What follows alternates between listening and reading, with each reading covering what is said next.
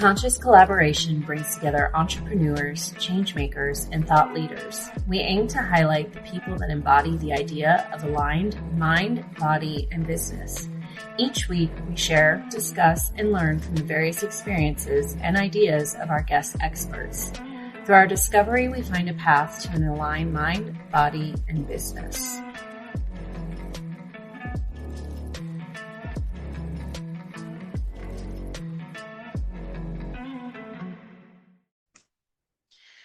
Hi, I'm Lisa. And I'm Emily, and together we make the Conscious Collaboration Podcast 200th episode. Ding, ding, ding, ding, ding. Yay! Pew, pew, pew. I guess that's not really an anniversary, but happy 200th episode. That's pretty crazy. Yeah, I mean, it's huge. It's, as we can see in the numbers, it just shows that this persistence and these like small little check-ins that we do are worth everything in driving the momentum. Yeah, it's been a fun 200 episodes. Yeah, I agree.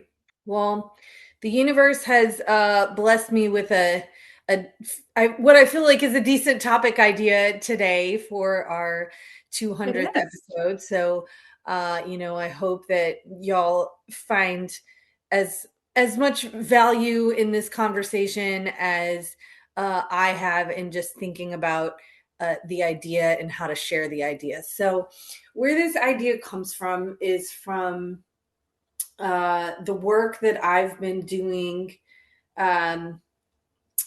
in my, it's still relatively new. I've been in this role since June of last year. Longer though. Yeah, I know, right? Longer and shorter all at the same time. But so I've been working as an RN and as a combining my nutrition and fitness coaching skills with my RN skills and working with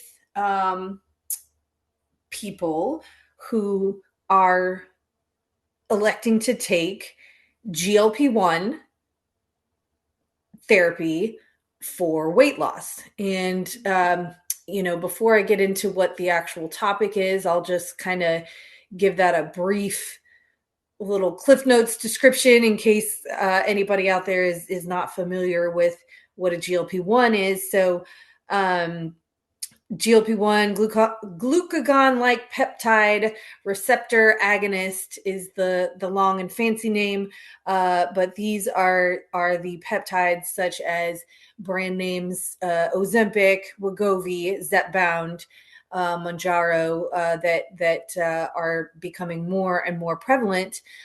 They've been on the scene for a while, for decades actually, for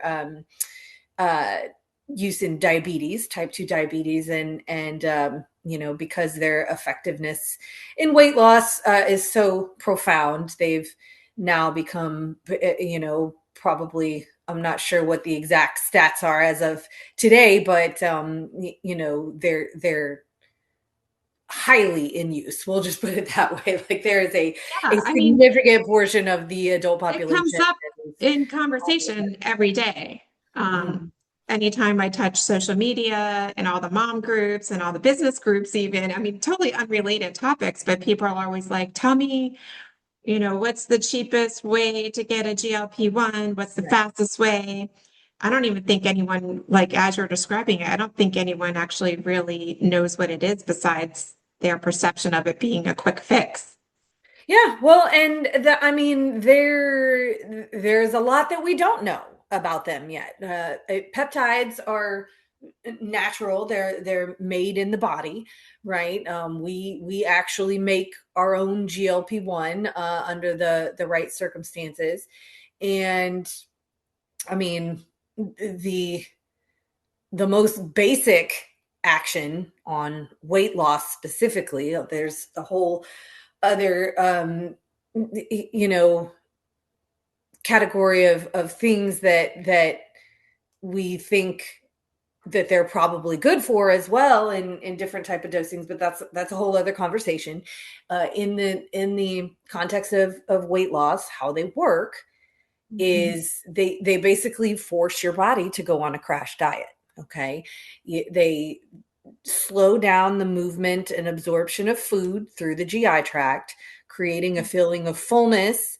And in many cases, that feeling of fullness progresses into, GI symptoms, nausea, vomiting, diarrhea, constipation, all the fun stuff there.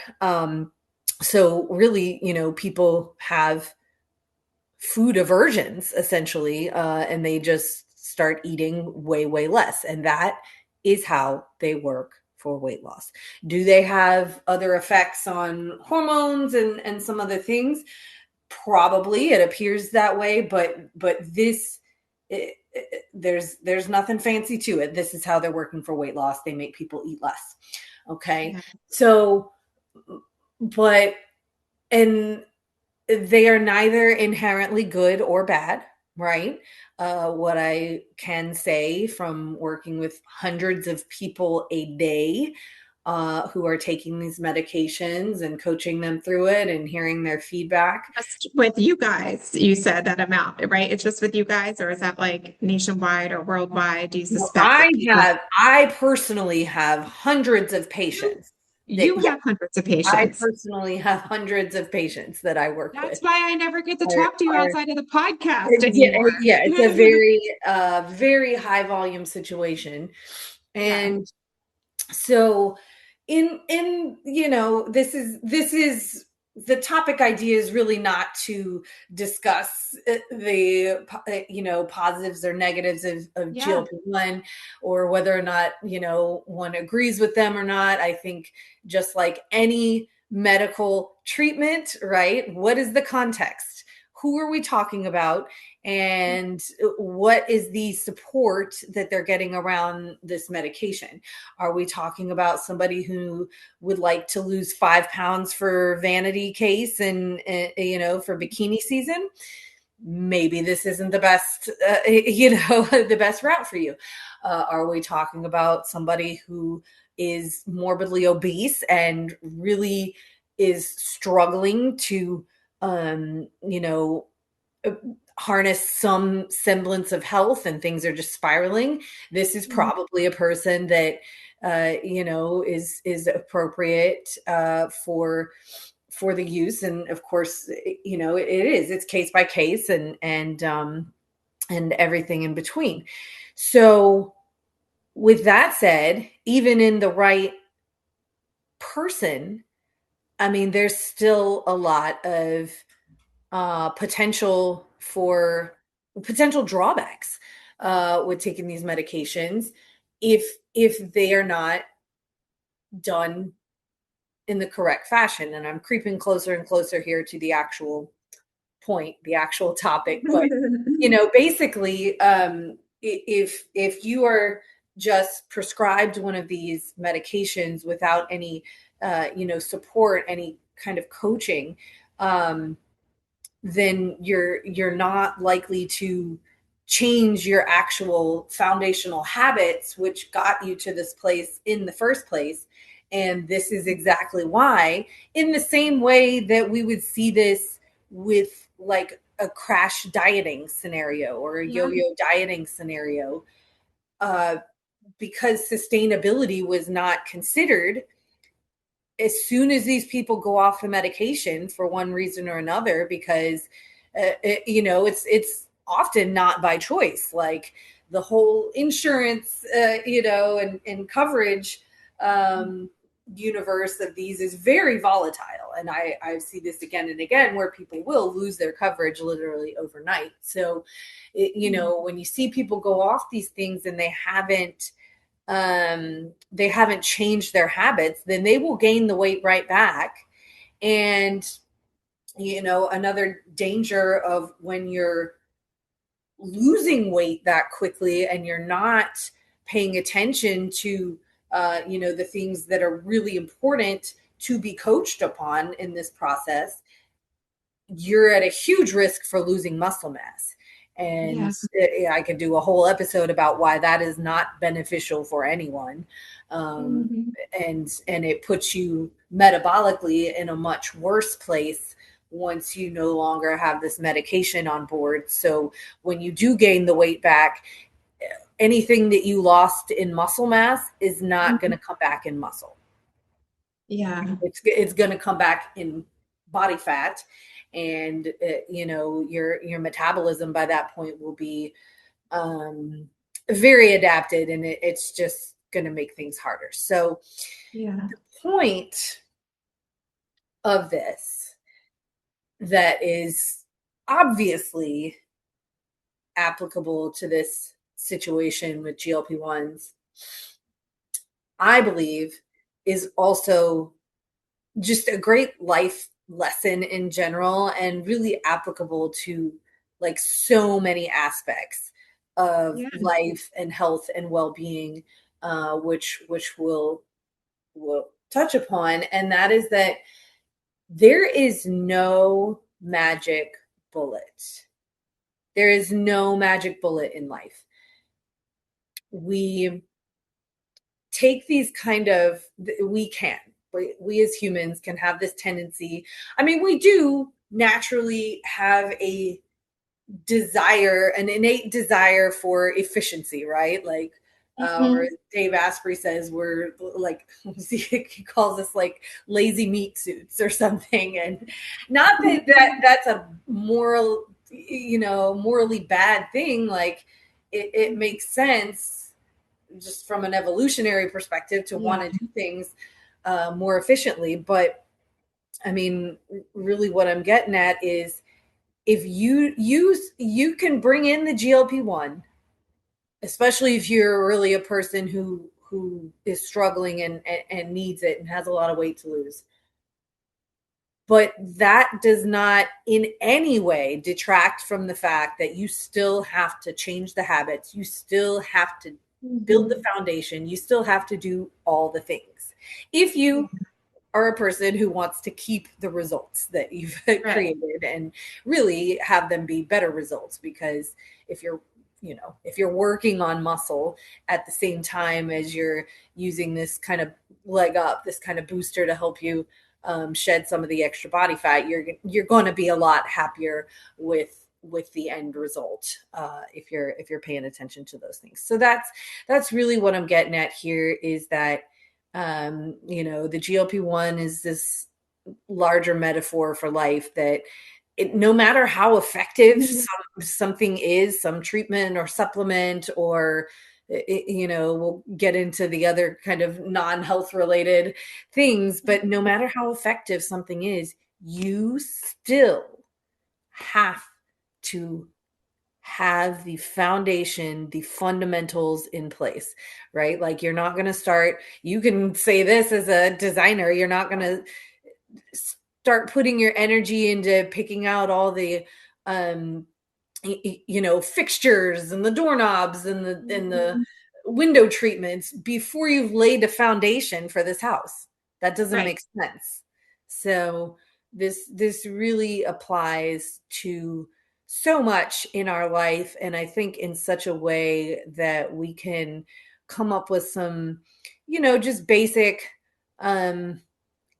self-examination type questions to just see if we're on the right path. Yeah, I mean, especially this time of year, the earlier part of the year, everyone's in that like fix me mode or fix my life mode, and researching like, how can I do it faster with as much efficiency as possible so that I can keep this crazy lifestyle sustained that's all scattered and all over the place, especially in the Western world. The way that we operate. I was at my kids' flag football game on Saturday morning, and just looking around at everyone who was showing up to flag football, and everyone's multitasking, and they've got like the game and everything, and what kind of snacks are they bringing? Or everyone's got their Starbucks and McDonald's and Dunkin' Donuts and it's just this for us. I mean, I think in America, and I know we have listeners from all over the world. But in my experience, we're looking for that, like you're saying, that quick fix, the magic button to make things easier for us. We don't need Americans. I was listening to you listen to Diary of a CEO, Yeah. right? Yeah. I don't know if you saw this, or I think it was from, whenever he has the CIA expert on. Is it the guy with the long hair? I think so. Yeah. I mean, I was listening to it, but he was talking about how he profiles Americans in other countries.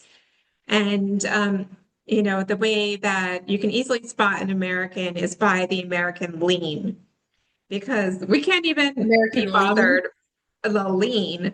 Americans have, and no other nation in the world has this, where we cannot just simply hold ourselves up in waiting in line or watching, a street show or any of this. We have to lean to one side or on something or on someone else, or there's no like, it's almost like we're not even going to try.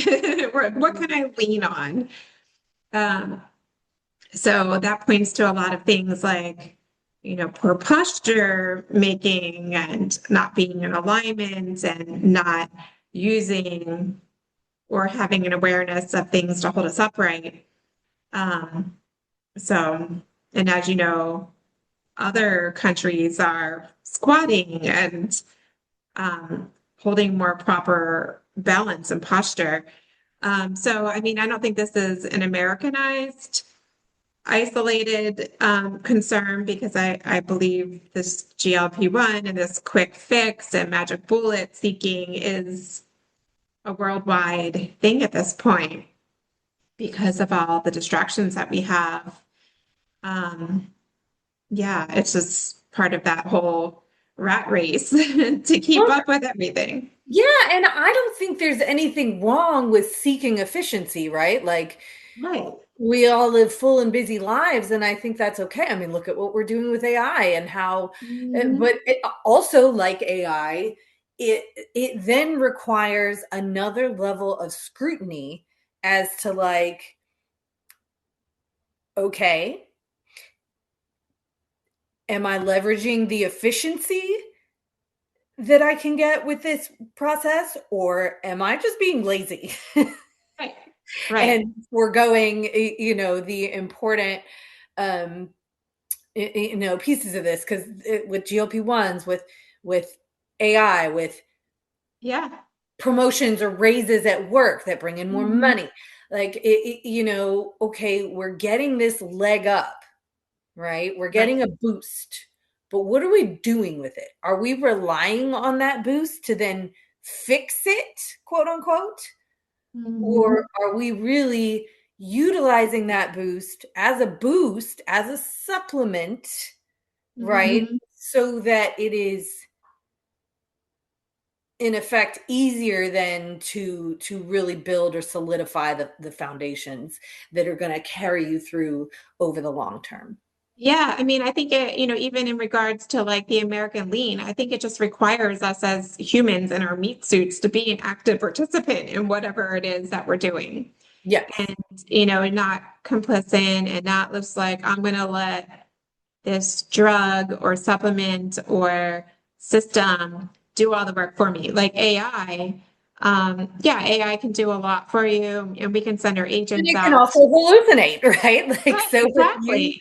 But if you're not checking in with your agents, they could be running amok and giving your information to everybody else, also. So, I mean, there is like, we have to be managers have that accountability and participation in our journey. It's not just handing it over so we can be, um, you know, more lackadaisical in our meat suits. Yeah, yeah. I think people look at, different health and wellness supplements this way. I see this all the time when we start talking with people about protein, for example.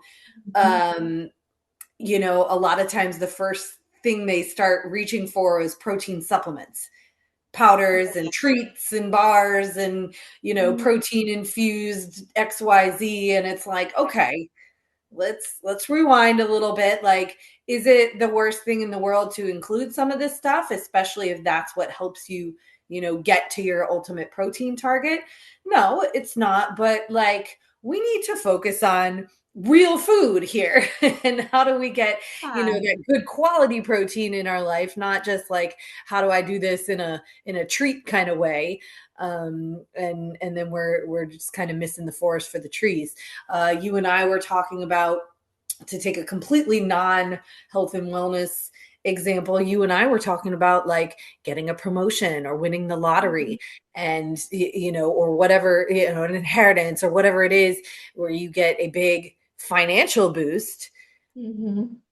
But if you haven't created healthy financial habits, a healthy financial foundation, it doesn't matter how much more money you get, your habits are still the same. So you're still, if you're not in a good place financially with $50,000, you're not going to be in a good place financially with $150,000. Right.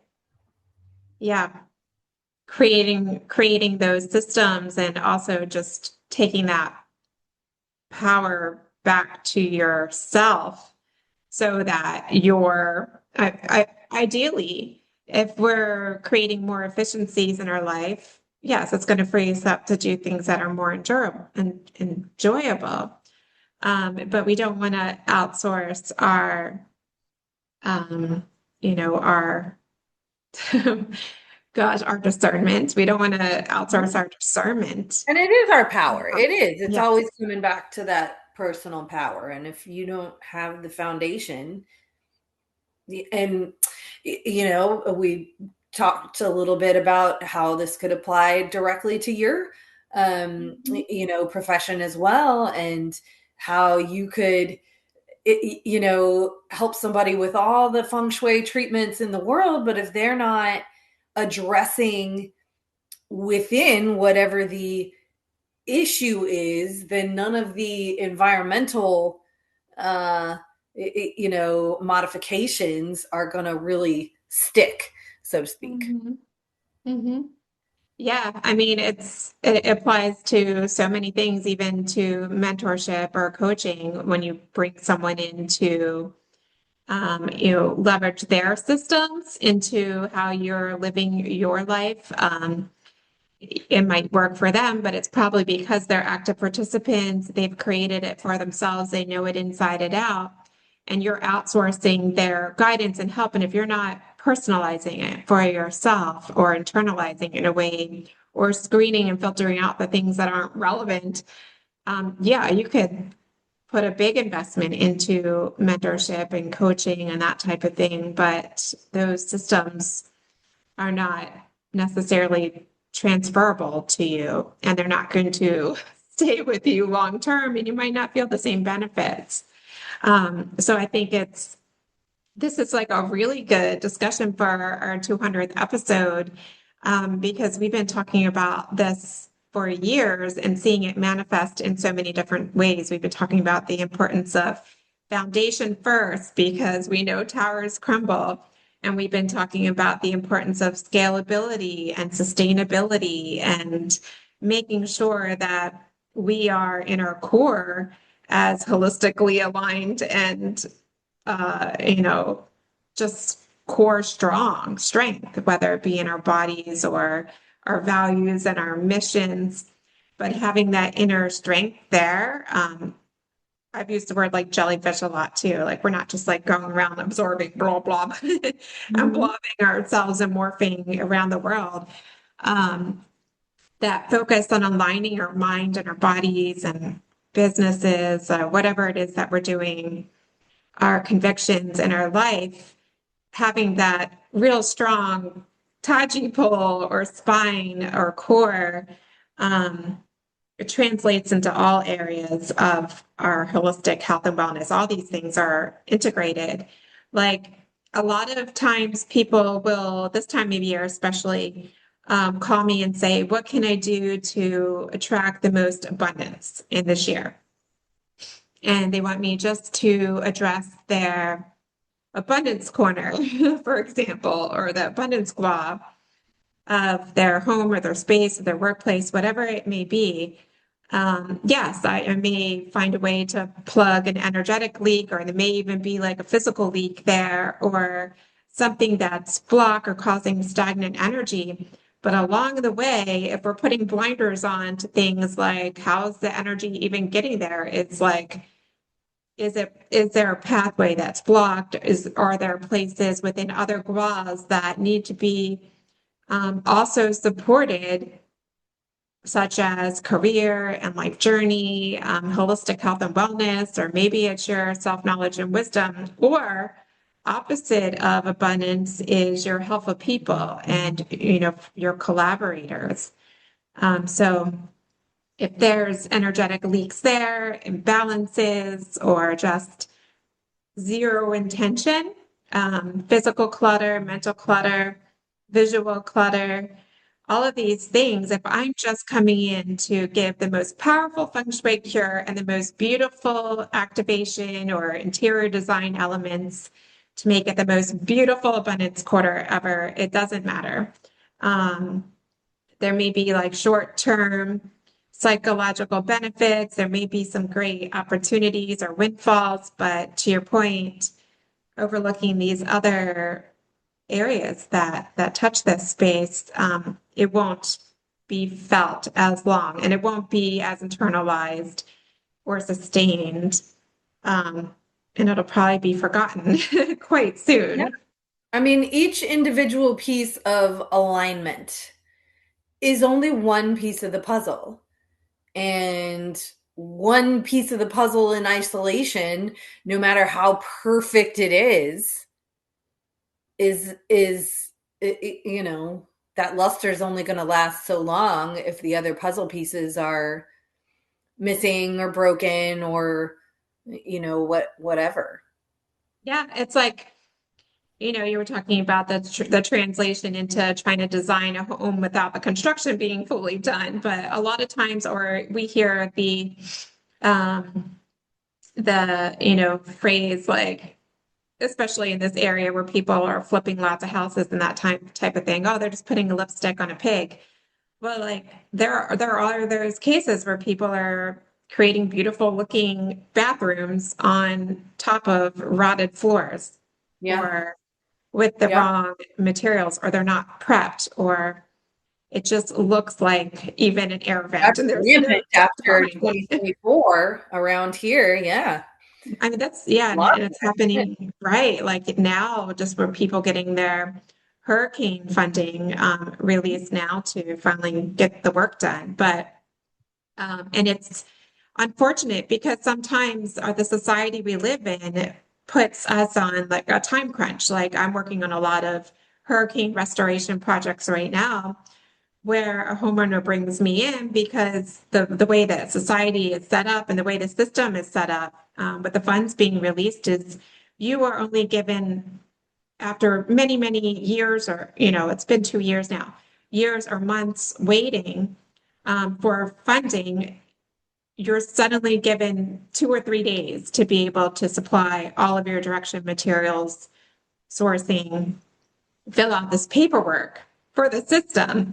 But that puts you in a situation where you're having to fill out paperwork in a form based on to meet the needs of the form and not to meet the needs of the space. And I think the same is to be said for our bodies in some way too, as containers. Yeah. 100%. Yeah. I think that's a great, like you said, looking at the body and the home as containers of, all of the senses, and looking for ways to look good on the outside short term, or, for appearance purposes versus aligning that with inner purpose. Well, and I'd even challenge that if we're just going to go the vanity route, look at somebody who did a GLP-1 wrong. Yeah, yeah. You're going to see more of a melted candle Yeah, kind of that appearance. Ozempic face. Yeah. And even, on the body, like maybe like what we would think of as like skinny fat, right? Like the number on the scale went down a lot, but did your Yeah. composition really improve? And versus somebody who really did it the right way, who paid attention to muscle and protein and getting their micronutrients from vegetables and really just changing their lifestyle habits, incorporating resistance training. Look at that person. And you could say this whether the GLP-1 is in the picture or not. Look at that person versus just a crash diet person who was only hyper focused on that number on the scale moving linearly down. The appearance makes a big difference. Health, real health, real metabolic health looks good. Yeah. And, poor metabolic health or metabolic struggle, that's not a real term, but that's kind of what I'm thinking of here. Because, if you go from morbidly obese to not, there's going to be a period of time where your metabolic markers are better. It's going to be a time. Right. But then once you cross that bridge into sarcopenia, muscle loss, and frailty, then we're in a different place. And so, I think the point was just that even though you think you're chasing something that's going to benefit your appearance, if you're coming from that magic bullet standpoint. At the Conscious Collaboration Podcast, we are proud affiliates of Atapa medical grade red light therapy devices. Red light therapy boasts a long list of clinically proven benefits, many that I and many of my clients have experienced firsthand. You can be sure that you'll be able to train harder, recover faster, and sleep better with Atapa Red Light Therapy. Visit myatapa.com, myatapa.com, or use the link in our Instagram bio to shop with the code COLLAB15, that's COLLAB 15, for a discount on your device. You're gonna lose in that department too. Yeah, I feel really sad when I see, and certainly like celebrities are in the face of being photographed all the time in all their stages, but I feel really sad for some celebrities that went the GLP-1 route or something similar, and they were morbidly obese and now they're not, and they're exhibiting, and now they're being put down. Well, you looked better when you had more fat, or, it's just like you can't win. So if you're not doing it for yourself, you can. You just got to do the things. Well, I mean, you can't. What I was trying to say is you can't win for everyone else. You have to do it for yourself. Yeah. So it's not like, we're not in a position where right now where people are scrutinizing us as hard as a lot of people that I'm seeing in media. But it's, I think it's that you have to know that you're doing it for yourself, for your health, and being able to, like you said, create that, like, it's not this handing it, take care of this for me. It's that I'm choosing to live a more full, strong,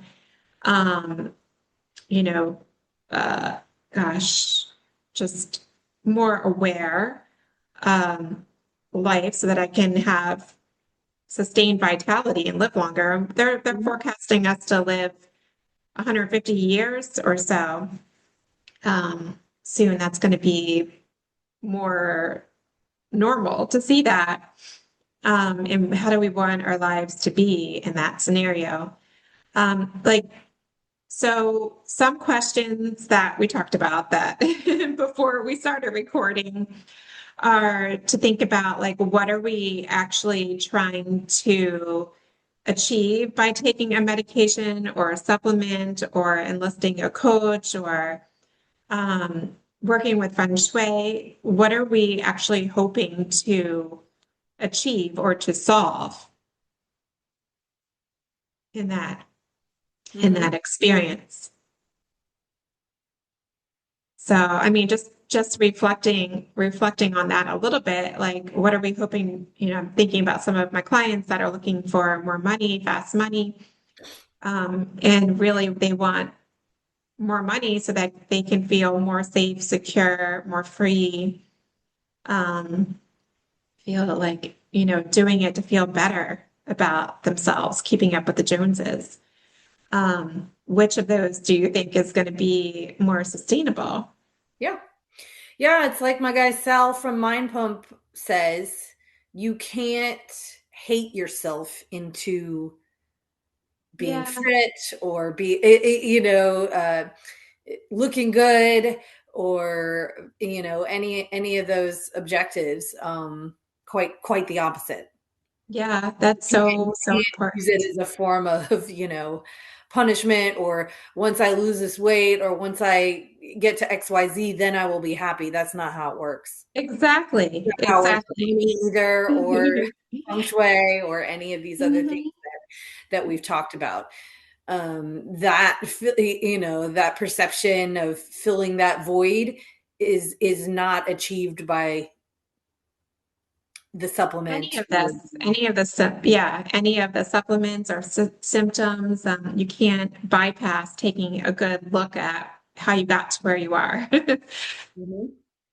Yep. Well, again, this has been another very therapeutic conversation. Wow. I mean, I'm certainly reflecting on a lot of this myself too, with where I'm envisioning heading myself, and the intentionality of why I'm implementing or creating anything needs to come from a place of autonomy and intention and clarity. And really just trying to get to the root. Yes, root is a good one. Understanding that a supplement or an external booster of any kind is just that. It's just something to make the process that you need to do anyway a little bit more manageable. Exactly. Well, what do you say we take this inside of our closed and private Facebook group? Yes, let's do it. All right. For the 200th inside of our Facebook group, and that was a little cameo of my lawn guys. Oh, okay. I didn't know what you're doing. I'm not under attack, but I couldn't do the hand symbol to put myself on mute there. But inside of our closed and private Facebook group, where we are inviting all change makers, thought leaders, and people on the similar journey with us to join. And right now we have a contest that is underway, and in our recording next week, we will be announcing a winner. We are encouraging anyone within inside of our group to bring your friends, like-minded thinkers, or anyone who may benefit from these conversations or something similar. Whoever invites the most people to join our collective will be honored as a guest on one of our upcoming episodes. Woo! Woohoo! So we hope to see you inside there, and I'll put some of these topics and conversation points because I know we can learn a lot from our collective as well. Word. Word. Okay. Well, thanks for bringing the topic, Emily. I like it. I like your work. I think it's important. Thank you. All right. Well, we'll talk to you next time. Talk to you in 5. Talk to you in 5. Forget our tagline? Jeez. All right. Talk to you in 5. Bye. Bye, guys.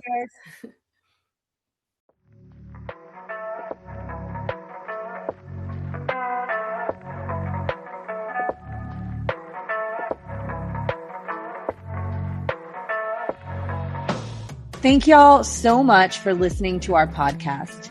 If you haven't yet, please be sure to subscribe, rate, review, and share with all your friends so they can join our circle of collaboration on this journey. You can find us on Instagram at Conscious Collaboration Podcast, on Spotify, iTunes, and Audible, to name a few. Please join us next time for another deep dive into how you can live life in more alignment, mind, body, and business. Send us your questions and comments in our DMs or email us at consciouscollaborationpodcast@gmail.com. See you in 5 minutes.